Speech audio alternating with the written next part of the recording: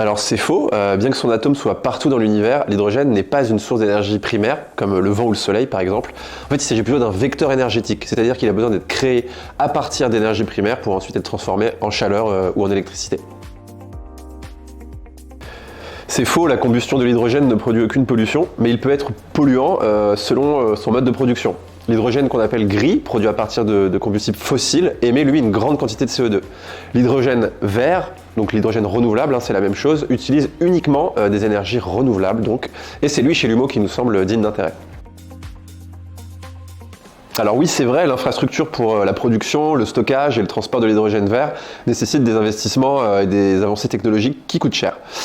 C'est pour ça qu'on pense qu'il est important de soutenir le développement de l'hydrogène vert en utilisant au hasard votre épargne sur lumo-france.com.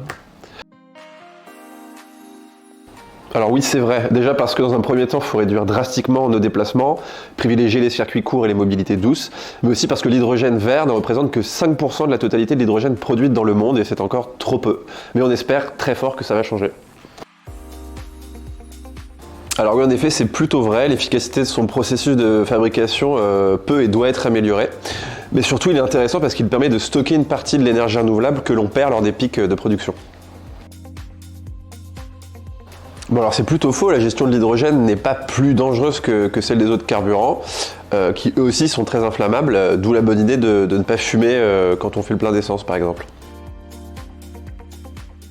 C'est faux, on parvient assez bien à stocker et à transporter l'hydrogène de façon liquide ou solide, mais il faut le faire de la façon la plus décarbonée possible pour que cela ait un réel intérêt écologique. Alors c'est faux, l'hydrogène vert doit encore s'améliorer sur de nombreux points, notamment son coût énergétique de production. Il n'est pas un produit miracle, mais il est très prometteur en interaction avec d'autres énergies renouvelables et une plus grande sobriété. C'est faux, le financement participatif peut aider à l'innovation dans le secteur de l'hydrogène renouvelable et ainsi améliorer ses performances tout en réduisant son coût de fabrication. Et c'est pour ça justement qu'on a besoin de vous.